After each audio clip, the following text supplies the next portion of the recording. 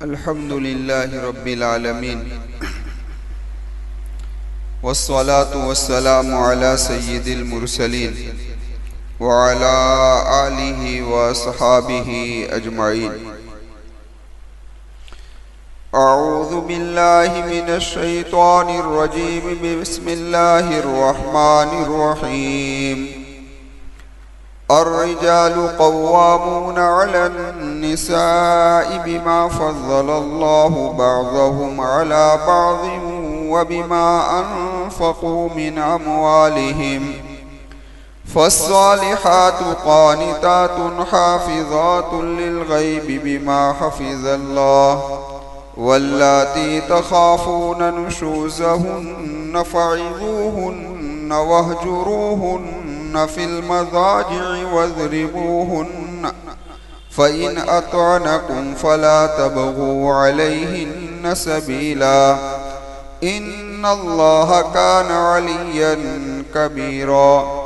وإن خفتم شقاق بينهما فابعثوا حكما من أهله وحكما من أهلها إن يريدا إصلاحا يوفق الله بينهما إن الله كان عليما خبيرا. صدق الله العظيم. معزز سامعین کرام اور پردہ نشین خواتین،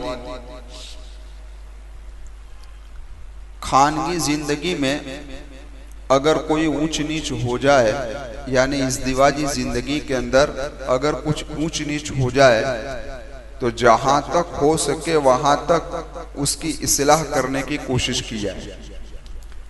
آپ جانتے ہیں کہ جب خانگی زندگی کے اندر چین اڑ جاتا ہے تو زندگی کا چین اڑ جاتا ہے. انسان جو ہے وہ باہر کے ہزاروں ٹینشن برداشت کر لیتا ہے، لیکن اپنی فیملی کا ٹینشن جب آتا ہے تو برداشت کرنا اس کے لیے کیا ہو جاتا ہے؟ مشکل ہو جاتا ہے. تو یہ برتن ہے، بچتے رہتے ہیں، تو کبھی ایسا معاملہ پیش آئے تو اس کو بگاڑنے کی کوشش نہیں کرنی چاہیے، بلکہ اس کی اصلاح کی کوشش کرنی چاہیے. اگر آدمی اس کی صحیح کرنے کی کوشش نہیں کرے گا تو طلاق کی نوبت آئے گی. اور طلاق ایک ایسی چیز ہے جو اللہ تبارک و تعالیٰ کے نزدیک ناپسندیدہ ہے. مباح ہے لیکن ناپسندیدہ ہے. شیطان اس سے خوش ہوتا ہے. اللہ تبارک و تعالیٰ ہم تمام کو ایسی جلد بازی کے اندر قدم اٹھانے سے اللہ ہماری حفاظت فرمائے. خیر، تو میں نے ابھی آپ حضرات کے سامنے سورہ نساء کی 2 آیت کریمہ تلاوت کی. حالانکہ آج کی اس مجلس کے اندر مجھے صرف پہلی آیت کے پہلے جملے ہی پر کلام کرنا ہے، باقی انشاءاللہ آئندہ مجلسوں میں ہوتا رہے گا. لیکن دونوں آیتوں کی تلاوت اس لیے کی گئی کہ ان دونوں آیت کریمہ میں یہی مضمون بیان کیا گیا ہے کہ خانگی زندگی کے اندر کچھ ہو جائے اونچ نیچ تو اس کی اصلاح کی کیا کرو بھائی؟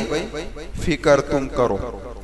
آپ جانتے ہیں کہ سورہ نساء سے اللہ تبارک و تعالی جب سے ہماری سورہ شروع ہوئی ہے تب سے لے کر یہاں تک اللہ تبارک و تعالی عورتوں کے حقوق کو بیان کرتا ہے کہ عورتوں کا یہ حق، عورتوں کا یہ حق ہے.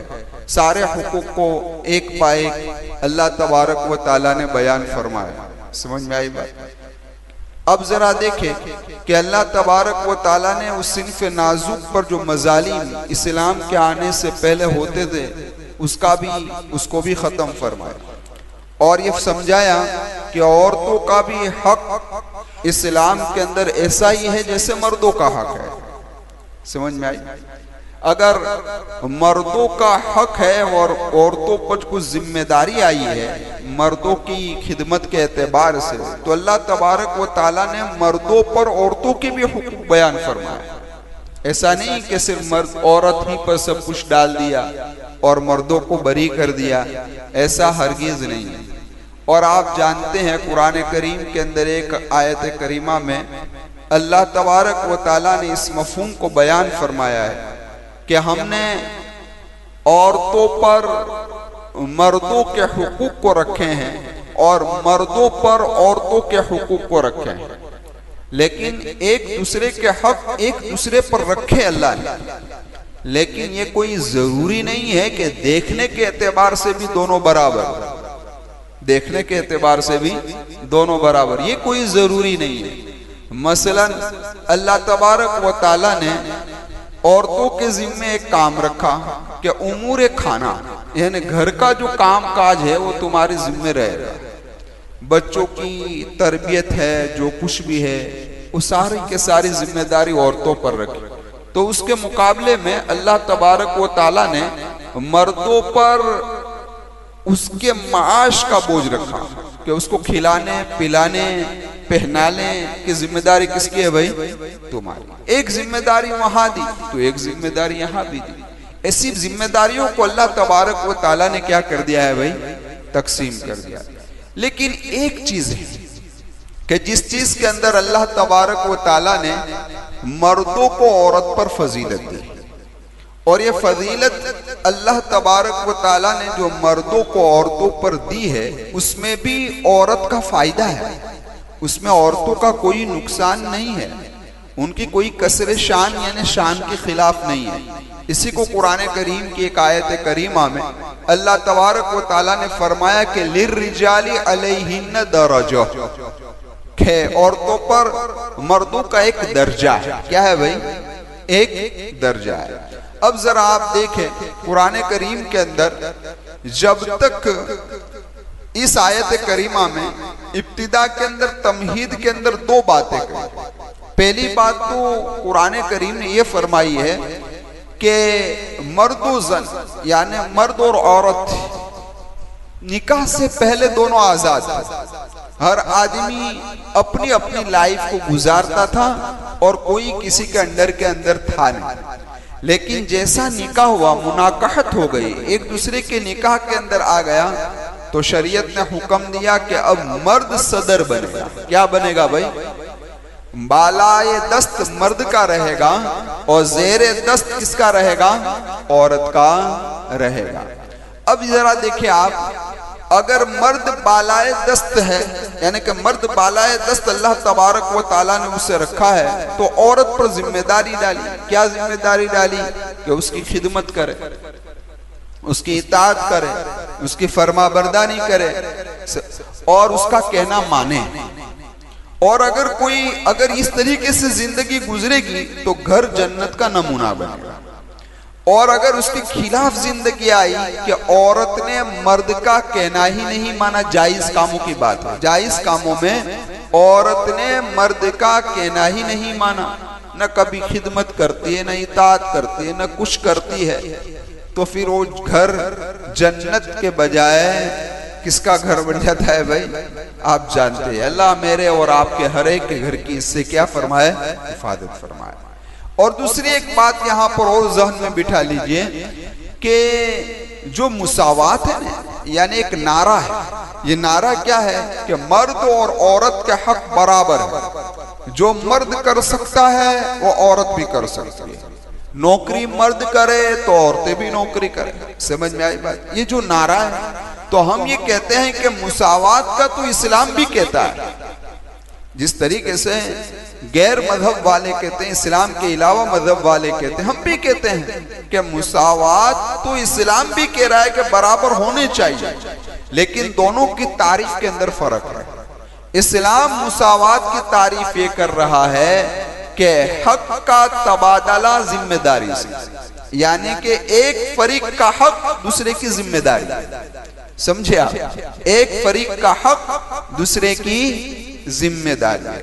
مثال کے طور پر مرد کا حق یہ ہے کہ اس کی اطاعت کی جائے، خدمت کی جائے، تو یہ عورت کی ذمہ داری ہے، یہ عورت کی ذمہ داری ہے۔ اور عورت کا حق یہ ہے کہ اس کی دیکھ بھال رکھی جائے، اس کی ضرورت کو پورا کیا جائے، تو یہ مرد کی ذمہ داری ہے۔ تو ایک کا حق دوسرے کی کیا ہے؟ ذمہ داری۔ تو اسلام نے اسے مساوات کہا، لیکن دوسرے مذہب والوں نے مساوات یہ کہا کہ ہر ایک کے پاس اپنی اپنی لگام ہے، من مانی جو چاہے وہ زندگی گزارے، کوئی کسی کو کہہ سکتا نہیں ہے۔ اور اسی کا نتیجہ یہ ہے کہ آج عورتیں آزاد بن گئی، عورتیں کیا بن گئی بھائی؟ آزاد بن گئی. اور ابتدا کے اندر تو یہ گھر چلتا ہے، پھر اس گھر کے اندر فتنہ اور فساد شروع ہو جاتا ہے. اور اس کا نمونہ دیکھنا ہو تو یورپ کنٹری کے اندر آپ دیکھ سکتے ہیں کہ روزانہ کئی گھر ٹوٹتے ہیں اسی مساوات کے بنا پر.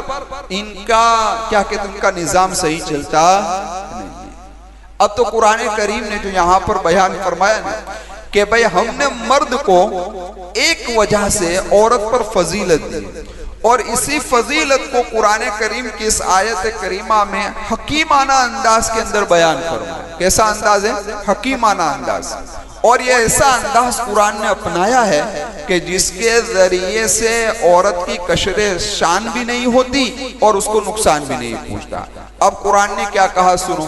قرآن یہ کہہ رہا ہے کہ الرجال قوامون علی النساء. یہ قوام ہے نا، قوام جو ہے یہ لفظ، اس کا پہلے ترجمہ سمجھ لیجیے. قوام کسے کہتے ہیں؟ قوام کہا جاتا ہے کسی کام یا کسی نظام کے ذمہ دار. تو گھر کا بھی ایک نظام ہے نا، تو اس کو جو چلائے گا اس کو کیا کہیں گے؟ قوام کہیں گے. اسی لیے کہا جاتا ہے اسے حاکم بھی، کیونکہ حاکم کے اندر پوری رعیت ہوتی ہے اور اس کی ذمہ داری کو کیا کرتا ہے؟ نبھاتا ہے. تو اب دیکھو یہ گھر کا جو نظام ہے، لیکن درمیان میں ایک بات سمجھ لو کہ ایک بات سمجھتے ہیں کہ حاکم جو ہے اس کے معنی کے اندر ظلم اور ڈنڈا پایا جاتا ہے. اس لیے حضرت اقدس مفتی سعید صاحب پالنپوری نور اللہ مرقدہ فرماتے ہیں کہ حاکم کے بجائے ترجمہ یہ کیا جائے کہ مرد سربراہ ہے. کیا ہے؟ سر برا ہے. یہ ترجمہ کرنا زیادہ بہتر رہے گا. پھر حضرت نے دو مثال دی. ایک آدمی آیا ایک صحابی رسول کے پاس اور اس نے کہا کہ نبی کریم صلی اللہ علیہ وسلم کا چہرہ تلوار کی طرح چمک رہا تھا. کیسا سوال کیا اس نے؟ سوال کیا کہ نبی کریم صلی اللہ علیہ وسلم کا چہرہ انور تلوار کی طرح چمک رہا تھا. تو صحابی نے کیا جواب دیا؟ صحابی نے یہ جواب دیا کہ اللہ کے محبوب صلی اللہ علیہ وسلم کا چہرہ چاند کی طرح نور والا تھا اور چمکدار تھا. آپ نے تشبیہ تلوار سے نہیں دی، تشبیہ کس سے دی؟ چاند سے دی. کیوں؟ اس بنا پر کہ تلوار کے اندر خوف کا معنی پایا جاتا ہے، اس لیے تشبیہ دینا مناسب نہیں سمجھا سکتا. اور چاند کے اندر محبوبیت کا معنی پایا جاتا ہے، اس لیے اس سے تشبیہ دینا مناسب سمجھا کہ جس طریقے سے چاند روشن ہے محمد رسول اللہ صلی اللہ علیہ وسلم کے چہرہ انور بھی ایسا ہی روشن. کیا آپ کو دیکھ کر لوگ کیا کر لیتے تھے بھائی؟ ایمان کو قبول کر لیتے. درمیان میں ایک بات ابھی ذہن میں آئی تو آپ حضرات کے سامنے پیش کر دوں کہ محمود غزنوی نے ابو الحسن خرقانی کی خدمت میں گئے تھے. تو ابو الحسن خرقانی نے فرمایا جو میرے شیخ بایزید بستامی کو دیکھ لیتا تھا وہ کلمہ پڑھ لیتا تھا، لا الہ الا اللہ محمد رسول. آپ کے چہرے کو دیکھ کر لوگ اسلام قبول کر لیتے تھے. تو اس پر محمود غزنوی نے ابو الحسن خرقانی رحمت اللہ علیہ سے فرمایا یہ تو ہو نہیں سکتا کہ آپ کے شیخ بایزید بستامی کے چہرے کو دیکھ کر لوگ اسلام کو قبول کر لیں، یہ ہو نہیں سکتا. تو کیا کہا؟ اگر ایسا ہی ہوتا تو لوگ محمد رسول اللہ کے چہرے کو دیکھ کر اسلام کو قبول کر لیتے. تو ابو لہب نے اور ابو جہل نے تو کئی مرتبہ اللہ کے محبوب صلی اللہ علیہ وسلم کو دیکھا لیکن انہوں نے تو اسلام قبول نہیں کیا. تو کیا جواب دیا؟ بہترین جواب دیا.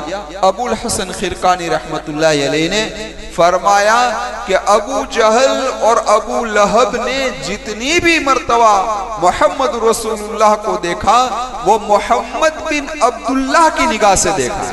کون سی نگاہ سے؟ محمد بن عبداللہ سمجھ کر دیکھا ہے. ایک مرتبہ بھی محمد الرسول اللہ سمجھ کر دیکھتے تو لا الہ الا اللہ پڑھ لیتے. سمجھ میں آئے؟ ایک مرتبہ بھی اس نظر سے انہوں نے صرف آنکھوں سے دیکھا، دل کی بصیرت سے نہیں دیکھا. تو جو بھی میرے نبی کا چہرہ دیکھتا، ابھی جمعہ کا ہمارا عنوان چل رہا ہے اس میں یہ بات آئی تھی کہ آخری روز تھا اللہ کے محبوب صلی اللہ علیہ وسلم کی وفات کا. نبی کریم صلی اللہ علیہ وسلم حجرے سے باہر تشریف لائے تو قریب تھا کہ حجرے سے یعنی پردہ ہی ہٹایا تھا تو قریب تھا کہ صحابہ اپنی نمازوں کو توڑ دیتے اللہ کے محبوب کے چہرے کو دیکھنے کے لیے. اتنے بیتاب ہو گئے. ذرا اندازہ لگائے کیسا خوشنما بہتر چہرہ ہوگا. اللہ سے میں بھی دعا کرتا ہوں, آپ بھی دعا کریں, اللہ ہمیں اپنی زندگی کے اندر, خواب کے اندر, اللہ جو اپنے نیک بندوں کو نبی کریم صلی اللہ علیہ وسلم کی زیارت کراتا ہے ایسی زیارت ہمیں نصیب فرما دے. اور اگر میری اور آپ کی زندگی سنت پر ہوگی تو انشاءاللہ اللہ کی ذات سے قوی امید ہے کہ مرنے کے بعد تو انشاءاللہ ضرور ہم دیکھیں گے. اللہ مجھے بھی نصیب فرمائے, آپ تمام کو نصیب فرمائے. تو میں عرض کر رہا تھا آپ سے کہ صحابی نے تشبیہ کس سے دی بھائی؟ تلوار سے دی. چاند سے دی, تلوار سے نہیں دی. اس سے پتہ یہ چلا کہ حاکم کے معنی میں بھی ظلم اور ڈنڈا پایا جاتا ہے. تو اس لیے یہاں حاکم کا ترجمہ کرنے سے بہتر ہے کہ سربراہ کا ترجمہ کیا جائے. اسی طریقے سے آپ نے دیکھا ہوگا کہ پہلے کے لوگ جب دربار میں جاتے تھے تو بادشاہ سلامت کو کہتے جاہے پناہ کہتے تھے. سمجھ میں آئی بات؟ تو جاہ کا معنی پہلے تعظیم کا تھا, اکرام کا تھا, لیکن اب اس معنی کے اندر دبدبہ شامل ہو گیا اور دبدبہ صرف اللہ کا ہے اور کسی کا. اس لیے اب جاہے پناہ یہ بھی مناسب ہے نہیں. تو میں آپ سے عرض کر رہا تھا کہ قرآن کریم نے یہاں پر فرمایا الرجال قوامون علی النساء کہ بھائی سربراہ, کیونکہ اب بات صاف ہے کہ بھائی دنیا کی کوئی حکومت ہوتی ہے تو اس کے اندر بھی ایک حاکم ہوتا ہے. اسی طریقے سے کہیں پنچایت ہوتی ہے تو وہاں بھی ایک سربراہ ہوتا ہے. تو یہ چھوٹی سی دنیا ہے, مکان گھر ایک چھوٹی سی دنیا ہے, تو اس چھوٹی سی دنیا میں بھی ایک سربراہ ہونا چاہیے. اب عقل یہ کہتی ہے کہ 3 آپشن ہے. ایک آپشن تو یہ ہے کہ مرد کو سربراہ بنا دیا جائے, سمجھ میں آئی بات؟ دوسرا آپشن یہ ہے کہ عورت کو سربراہ بنایا جائے. اور آج اللہ حفاظت فرمائے ہر گھر کا حال یہی ہو گیا ہے کہ عورتیں ہی سربراہ بن کر بیٹھی ہے. جہاں چاہے وہ عورتوں ہی کا چلتا ہے, مردوں کا کچھ چلتا بلتا ہے نہیں. اور تیسرا آپشن یہ ہے کہ دونوں کو ایکول رکھا جائے, دونوں کو برابر رکھا جائے. قرآن کریم نے سربراہ کس کو بنایا؟ مرد کو بنایا, عورت کو بنایا نہیں. اگر عورت کو سربراہ بننا ہے تو جو ذمہ داری مردوں کی وہ عورتوں کو کرنی پڑے گی. مثال کے طور پر مرد مہر دیتے ہیں تو عورتیں مہر دیتے ہیں. سمجھ میں آئی بات؟ اسی طریقے سے مرد کما کر لاتے ہیں تو عورتیں کما کر لائیں. اسی طریقے سے جو کچھ بھی مکان کا کرایہ ہے یا مکان بنانا ہے سب کو ساری ذمہ داری کس پر آئے گی؟ عورتوں پر آئے گی. یہ تو مشکل ہو جائے گا, اس نازک طبیعت کے لیے بہت ہی مشکل ہو جائے گا. اور اگر تھوڑی دیر کے لیے سمجھے کہ دونوں کو ایکول رکھا جائے, دونوں برابر, جیسے یوروپ میں چلتا ہے, تو اب کوئی کسی کو مہر بھی نہیں دے سکتا, کوئی کسی کا نفقہ نہ خرچہ بھی نہیں اٹھائے گا. عورت کا کمائے گی, مرد کا کمائے گا. مسئلہ آئے گا بچوں کا کہ بچوں کا خرچہ کون دے گا, تو کہ دونوں آدھا آدھا دے, مرد بھی دے اور عورتیں بھی دے. مکان کرائے پر ہے تو دونوں آدھا آدھا کرایہ دے, دونوں میں ایکول. اسی لیے قرآن کریم نے عادلانہ اور حکیمانہ فیصلہ فرمایا کہ سربراہ مرد کو بنا دیا اور یہ ساری ذمہ داری مردوں پر ڈال دی اور عورتوں کو اس سے کیا کر دیا؟ بری کر دیا. تو یہ بھائی عورتوں کے حق میں کوئی بری چیز ہے؟ بہت ہی اچھی چیز ہے ان کے لیے. تو کیا ہو گئی بھائی؟ بہت ہی اچھی چیز ہو گئی. تو قرآن کریم نے فرمایا للرجال علیہن درجہ, اور اس کا یہاں پر سمجھا دیا کہ الرجال قوامون علی النساء.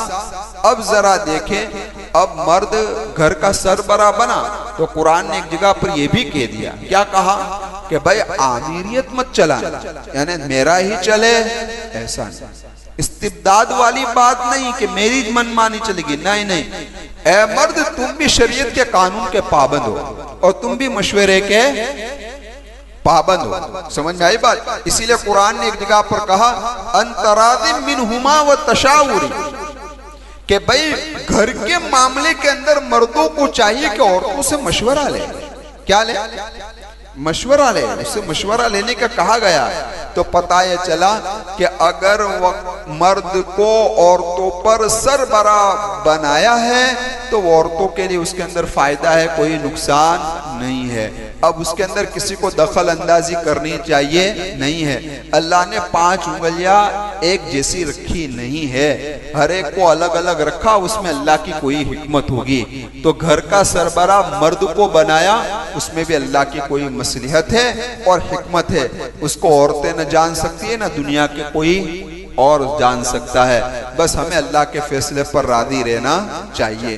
خیر یہاں پر میں اپنی بات کو ختم کر دیتا ہوں، لیکن قرآن کریم نے صرف حکم ہی جاری نہیں فرمایا کہ مرد سربراہ رہے گا، عورت نہیں رہے گی، بلکہ اس کی حکمت بھی بیان فرمائے گی۔ کیا وجہ ہے کہ جس وجہ سے ہم نے مرد کو گھر کا سربراہ بنایا ہے؟ تو 2 وجہ بیان فرمائی۔ بما فضل اللہ بعضهم علی بعض، یہ پہلی وجہ، وبما انفقوا من اموالہم، یہ دوسری وجہ۔ انشاءاللہ اس کی تشریح آئندہ مجلس کے اندر کریں گے۔ آمین وآخر دعوانا ان الحمدللہ رب العالمین۔ سبحان اللہ وبحمدہ، سبحانک اللہم وبحمدک، ونشہد ان لا الہ الا انت، نستغفرک ونتوب الیک برحمتک یا رب۔